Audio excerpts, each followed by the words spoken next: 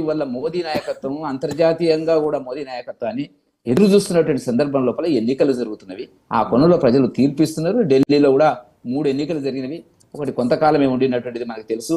తర్వాత ఎన్నికలు జరిగినవి. 2 ఎన్నికల లోపల ఒక అవినీతి రహిత సమాజాన్ని పరిపాలన అందిస్తామని ఎక్కడి నుంచి వచ్చినటువంటి అన్నా హజారే దగ్గర నుంచి వచ్చినటువంటి కేజ్రీవాల్ వీళ్ళంతా కలిసి చేసి ఆ తర్వాత పార్టీ పెట్టి 3 సార్లు గెలిచిన సందర్భం ఉంది.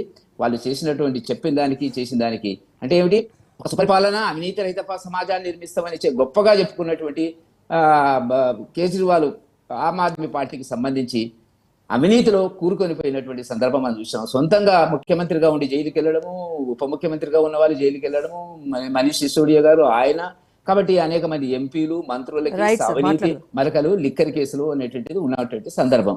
కాబట్టి ఇవాళ అన్ని ఎగ్జిట్ పోల్స్ కూడా చెప్తున్నటువంటిది ఏంటంటే బీజేపీ అది మాకు ముందే తెలుసు, కాంగ్రెస్ అక్కడ నామకే వాస్తే పోటీ, అది ఎటు అటు అనేటువంటి పద్ధతిలో ఉండి వాళ్ళు కూడా ఇవాళ రాహుల్ గాంధీ గారు కూడా మొదట్లో ఇంతకాలం మాట్లాడలేదు, కేజ్రీవాల్ గారు అవినీతి పరుడైన మాట్లాడే స్థాయికి వచ్చింది. కాబట్టి ఏ రాష్ట్రంలో ఒక్క మాట చెప్పి ముగిస్తాను, ఏ రాష్ట్రంలో ఈ దేశంలో 25 రాష్ట్రాలు 8 కేంద్రపాలిత ప్రాంతాల్లో జరిగేటువంటి ఏ ఎన్నికకైనా కూడా భారతీయ జనతా పార్టీతోనే మిగతా పార్టీలు పోటీ పడాలి తప్ప భారతీయ జనతా పార్టీ లేకుండా ఏ రాష్ట్రం కమ్యూనిస్ట్ బెల్ట్ ఉన్నటువంటి వెస్ట్ బెంగాల్లో కూడా ఇవాళ ప్రత్యామ్నాయం రాజకీయ శక్తిగా భారతీయ జనతా పార్టీ ఎదిగిన మాట వాస్తవము.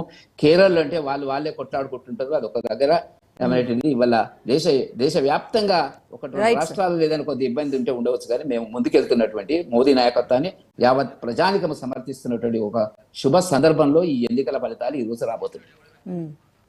రైట్, ప్రస్తుతానికి జంగ్పురాకు సంబంధించి కొంత అప్డేట్ వస్తోంది. మనీష్ సిసోడియా అక్కడ పోటీ చేస్తున్నారు. మనీష్ సిసోడియా ఇప్పటి వరకు అందిన సమాచారం వరకు చూసుకుంటే కనుక వెనుకంజలో ఉన్నారు. అటు ఢిల్లీ స్థానంలో పోటీ చేస్తున్న కేజ్రీవాల్ కూడా వెనుకంజలో ఉన్నట్టుగా సమాచారం అందుతోంది. ఇటు బీజేపీకి సంబంధించి జంగ్పురాలో తర్వీందర్ సింగ్ ముందంజలో ఉన్నారు. అప్డేట్ అందిస్తూ ఉంటాం. నాగేందర్ గారు మీరు చెప్పండి, ఇప్పుడు వెంకటరెడ్డి గారు చెప్పినట్టుగానే కేవలం అనాలిసిస్ త్రూ అలా వెళ్తోందా పార్టీ, లేకపోతే ఢిల్లీ పీఠం అనేసరికి అక్కడ గెలవాలి అంటే అదొక క్రేజ్. సో ఎన్ని స్థానాలు గెలిచినా ఢిల్లీ పీఠాన్ని అధిష్టిస్తేనే ఆ పార్టీకి ఎక్కువ క్రేజ్ ఉంటుంది కనుక 27 ఏళ్ల తర్వాత కాంగ్రెస్ తర్వాత ఆప్ తర్వాత ఇప్పుడు బీజేపీ ఎలాగైనా గెలిచి తీరాల్సిన పరిస్థితి అక్కడ కనిపిస్తోందా? అందుకే సర్వశక్తులు ఒడ్డి ప్రయత్నిస్తోంది అనుకోవాలా?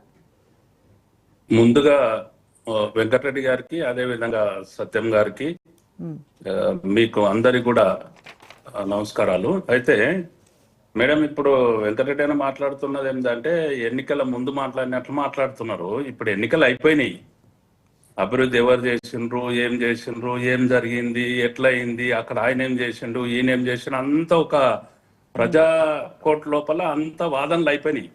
ఇక రావాల్సిన రిజల్ట్, మనం రిజల్ట్ మీద కూర్చున్నాం నేను అనుకుంటున్నా.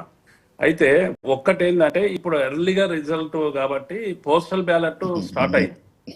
ఈ పోస్టల్ బ్యాలెట్ అనేది నిర్ణయిస్తుంది, నిర్ణాయక శక్తి మొత్తం టోటల్ గా ఇది ఉన్నట్లే అంతా కూడా జనరల్ గా అంచనా వేయలేం మనం.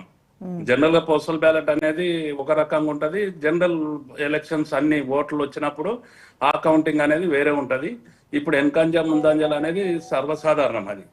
అయితే నేను ఒక్కటేమంటున్నా అంటే, ఇప్పుడు వెంకటరెడ్డి గారు మాట్లాడినట్లు బీజేపీ పార్టీ మోడీ గారి నాయకత్వాన్ని చూస్తున్నారు, మేము చేసిన అభివృద్ధి ఉన్నది, అవినీతి రహితంగా భారతదేశాన్ని తీసుకెళ్ళాము అని అంటే, భారతదేశం లోపల ఎప్పుడు చూడనని అప్పులు కూడా చూస్తున్నాం. ఎప్పుడైతే ఇచ్చిన మాట ఉందో, వాగ్దానాలు ఉన్నాయో దేశం మొత్తాన, వాటిని కూడా ఏంటంటే దేశం మొత్తాన్ని ఇచ్చిన వాగ్దానాలను అన్నింటిని కూడా నెరవేర్చని ప్రభుత్వంగా కూడా చూస్తున్నాం.